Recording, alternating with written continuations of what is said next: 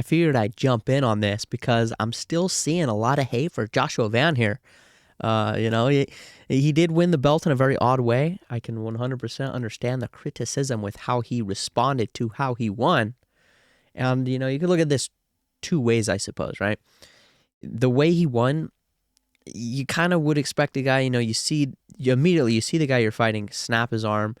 You didn't even have to fight. You're just given this win, that you're given this belt. You've just been gifted a free win. And I'm not saying he couldn't have won regardless. I'm saying what happened was he went out there and he was handed that belt and handed a win. They did not fight. I mean, they did, but you know what I mean? Like, it wasn't like they didn't like fight yet. It was just like they were moving and then boom, man snapped his arm immediately. 26 seconds in, sub 30-second title win for Joshua Van. And you think, you win the belt in a way that's so non-traditional, right? And maybe that's why he celebrated like that, because he was like, I didn't even have to fight, and I didn't even have to fight him.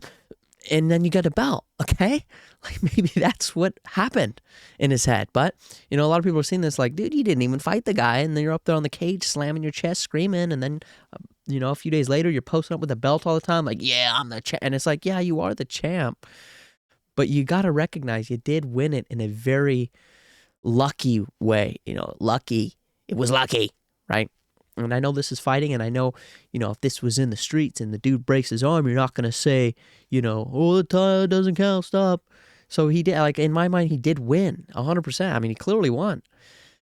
It's just because it was in such a one in a million type of ways, it's hard to look at how he's been acting and celebrating and not have a little bit of that cringe effect where you're like, come on now. Like, you're going to run it back and fight him, and you beat him in the rematch. All this narrative goes away because then you've done it. But, until then, all people can see is, well, this guy broke his arm in 20-some seconds. You didn't even have to really fight him. You won the belt, and now you're screaming on the cage. And so it's going to turn some people off, okay? I think that's just what the deal is. That's what's black and white here. That's what we see. And, if I'm Joshua Van, I'm playing into that.